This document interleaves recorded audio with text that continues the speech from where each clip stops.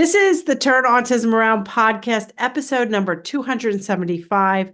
Today is our very last episode of this podcast where it will be named Turn Autism Around. Next week, it has a brand new name, which is going to be Positive Toddler Parenting.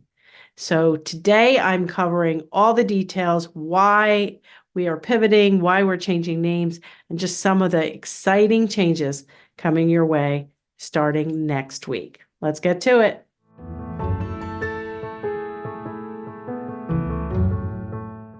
Okay, so welcome back. I'm your host, Dr. Mary Barbera. Maybe you're brand new here, but chances are really high that you're already subscribed to my podcast. You've already downloaded and listened to many, many episodes. This is episode number 275, and I have to say, and I'm incredibly proud of my team who's really helped me to get a new episode out every single Tuesday. It's a ton of work on the back end. We are, really happy with how we have so many downloads, like 1.7 or 8 million downloads. We have, millions of video views, and we've really managed to get the word out to those in the autism world pretty well. So as I said in the intro, we are changing names, and this actually will be the very last week where this podcast will be called the Turn Autism Around podcast. So we decided to just change names. And as I go through some of the changes and the reasons for the changes, I hope you'll agree that you should stay. You should stay subscribed if you're already subscribed. If you haven't subscribed, you should definitely subscribe so you can get all the downloads, because it's going to be better than ever, and it's going to be appropriate for kids of any age struggling with speech delays, autism, or any parenting struggles that the child is actually typically developing. It will be good for everyone. So whether it's called the Turn Autism Around approach or the Positive Toddler Parenting approach, my method, my 4-step proven approach, it's child-friendly, it's based on science, is going to continue. My mission is going to continue, and those of you that have known me, that have been around for years and decades, my mission is to, maybe you don't know my mission, but my mission has always been to change the way autism is detected and treated around the world by empowering parents to become the captain of the ship. That mission will absolutely continue, and the rebranding to the Positive Toddler Parenting podcast is part of growing and expanding that mission. Not only do I want to get my child-friendly proven approach out to help kids with autism diagnosed of all ages, I also now want to change the way toddlers are parented and helped when they do struggle with meeting milestones, when they struggle with increasing language, when parents and professionals can't decrease or eliminate tantrums. They struggle with picky eating, sleeping, potty training, and so much more. So my mission is now twofold: to help the way autism is detected and treated, to help kids and families around the world. And then I also want to expand my mission and have a separate yet very similar mission to help parents and professionals working with kids ages 1 to 5 really know what to do at the first sign of any struggle, meeting any milestone, or having any issue in the parenting topics that are so important to all of our kids. In the end, I've always been about helping parents and professionals of kids ages 1 to 5, either that being their real chronologic age or older children with autism and other disabilities who are still functioning in the 1 to 5-year-old level. I never claim to have expertise in helping kids on that had higher language abilities, that were not functioning in that 1 to 5-year-old level. So it's not going to change who I help and how I help them. It's just going to open up things to the more general parenting space.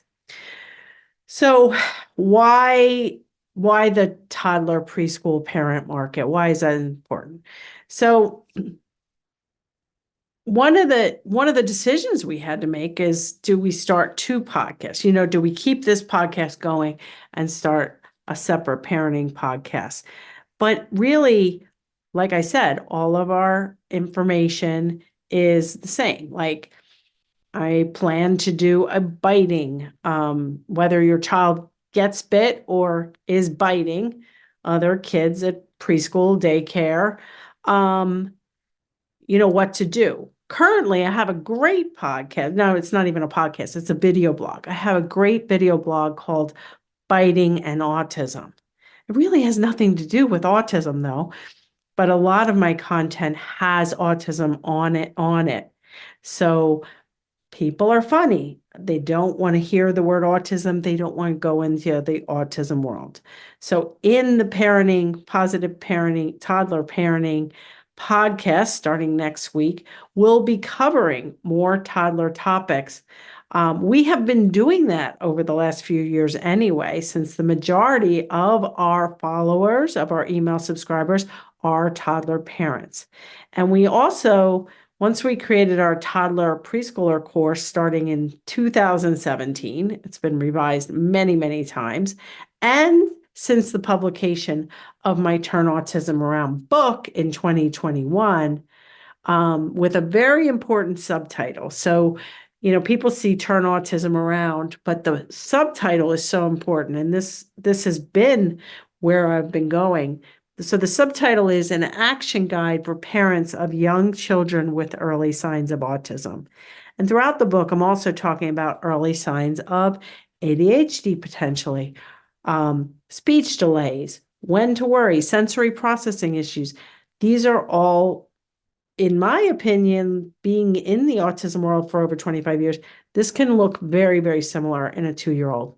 A 2-year-old could turn out to be gifted, to have sensory needs, to be speech delayed, to have autism on the spectrum where they are, going to be able to drive and go to college and get married, or more similar to Lucas's autism, which is, remains impaired and needs 24/7 supervision. But Lucas at 2 actually looked pretty good. He went to typical preschool without support for a whole year. He didn't have aggression or self-injurious behavior. He didn't have self-stimulatory behavior either, even. He was largely speech delayed. And it's a confusing time, but my whole mission is to get parents facing any challenge, any delay, any difficulty to be able to take action and help the child and to turn things around as much as possible. And really, in the end, it isn't about turning autism around. It's about turning delays and struggles around in whatever area that the child and family is struggling with. Hey there, it's Mary breaking in real quick here to share a great free resource. Tens of thousands of parents of young children have already completed the free 10-minute digital assessment that I created. If you have a short amount of time, 10 minutes, go to marybarbera.com/assessment to find your starting point to help children with and without delays or autism. Once again, go to marybarbera.com/assessment. Now let's get back to the show. So one of the biggest database decisions on why we are rebranding and changing the name of this podcast, and going to do a whole separate arm of my business, which is going to be for parents of toddlers ages 1 to 5. I know that is kind of not, normally when people think of toddlers, they think of like a 1 to 3-year-old. Even saying toddler, though, when I think of who I want to serve and who I do serve, it's 1 to 5 year olds. And most of the time, when people think of toddlers, they think of a 1 to 3 year old up to age 4. And that's primarily who we do serve. But for kids, any age between toddlerhood and preschool are great. So one of the database decisions we made was from our digital assessment results. Maybe you know about this digital assessment that I paid a software company or a lot of money to develop. It's based on my one-page assessment on page 49 of Turn Autism Around. It's also based on my 2007 book, an appendix in the back of that, which was the assessment. So I've been at this assessing quickly game for a long, long time. Anyway, we developed software. We have scoring in 3 areas. If you do the digital assessment, it gives you scores in 3 areas: self-care, language, and problem behaviors. Scores close to 100%. If you're 3.5, 4 years of age, your scores should be closer to 100%, definitely over 85% in all 3 categories. Otherwise, it's probably that you have some kind of delay or difficulty. But I said it was going to be free for the first 1,000 people. So right now, over 30,000 people have taken the digital assessment. And out of them, about 25,000 of them were parents of young children ages 1 to 5.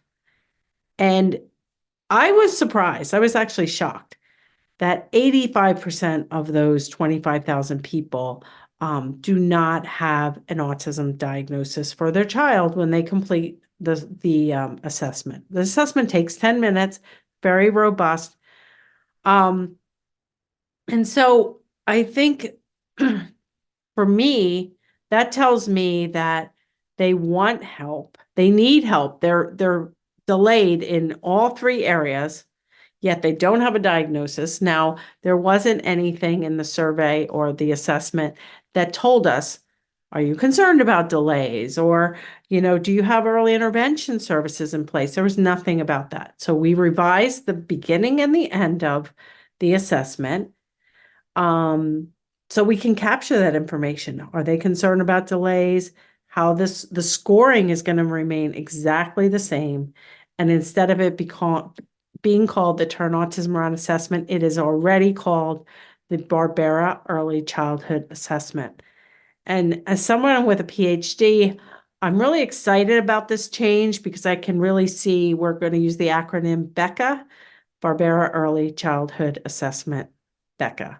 And I can see as someone with a PhD, the ability to eventually potentially get this reliable, valid tool, do actual measurements on it. I know personally that it works. I've seen the data. I know it works. I've seen the pre and post data now. And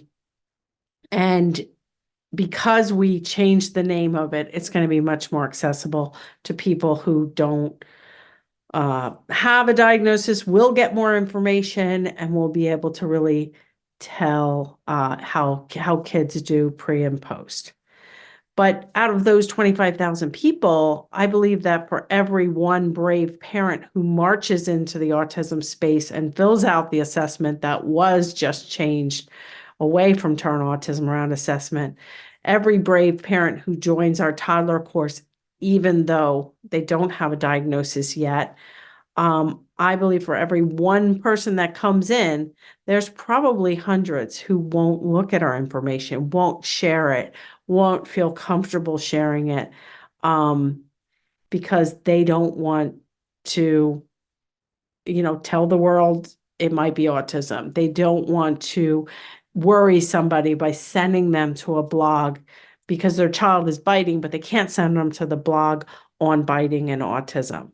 So taking away that barrier, I think, will help many, many more parents who won't come in that door, who won't share their information, and who are remaining stuck and confused. One of the professionals, when I was going, doing little surveys within my groups on which cover art do you like better, which we finally picked one. But even family, one of the professionals wrote in and she said, even for the families of kids who are diagnosed, she said, I only work with kids who are diagnosed on the autism spectrum.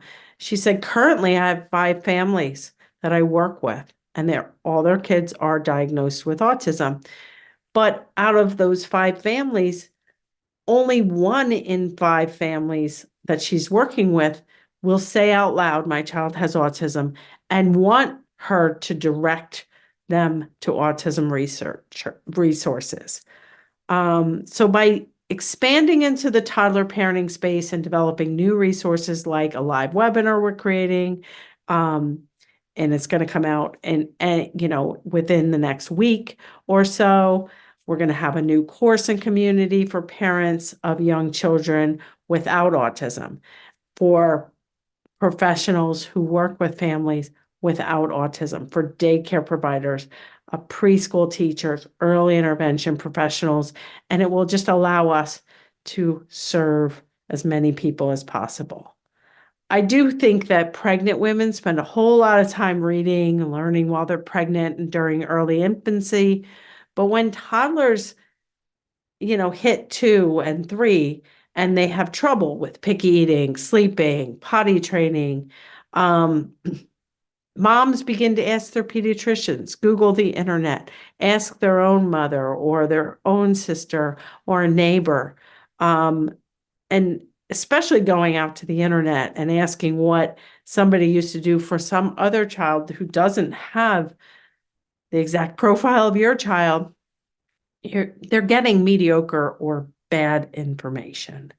So our social media posts, our Positive Toddler Parenting podcast episodes will be super actionable, and they'll still be great for all the kids, to help all the kids with autism as well. Some upcoming episodes include bringing a new baby home, why I don't like or recommend the cry it out method for anything, how to tackle pronoun reversals, how to teach colors, and what to do if you had to have a child who's biting or getting bit at preschool or daycare. As you can see, these general topics will be helpful to all parents and professionals, and removing autism from the title and from most of the general content and mini courses will make everything much more shareable. So for those of you in the autism world, you're in it, you want to talk about it, you want to learn our proven strategies, be in our communities where you are going to talk about autism or signs of autism, you can join our toddler course, ages 1 to 5, parents and early intervention professionals, or our school age course, which is for kids 6 and older. Both parents and professionals are in there as well. We have those communities going strong. After 60 days of access, you can move to the verbal behavior bundle. We do have great pricing right now in April of 2024. If you are listening now, you can go to marybarbera.com/buy now for our best pricing. And if you've joined anything, our main courses in the past, as far as 2015, you can come back at our best comeback pricing. We're going to have pricing that was pricing from 2015. So you want to get in on coming back into our courses and community so that you can really turn things around. If that's you, if you want to see about coming back, email us at info@marybarbera.com. This is all good till the end of April. And I appreciate you listening to this podcast and thinking about whether or not you want to stay subscribed. I really hope you do. And if you have comments, like something maybe we didn't think about, email us at info@marybarbera.com and let us know. Maybe there is another obstacle or another thing that you need personally as we make this pivot and rebrand and change our name. So in conclusion, the podcast starting next week will be called the Positive Toddler Parenting Podcast. We hope you stay subscribed to our podcast and share the new podcast with every parent and professional you know. If you love the podcast, we would love a great Apple Podcast review. And like I said, if you have any comments, ideas, questions, we are interested. We want your feedback. Let us know at info@marybarbera.com. So that's it. We are changing things a lot this month, but it is exciting. And I think this is really going to help us reach millions of people who really need our help, both in and outside of the autism world. Thank you so much for listening. This is our 275th episode, which would not be possible without you. So appreciative, so thankful, and so looking forward to next week and beyond for the Positive Toddler Parenting Podcast. Talk to you then.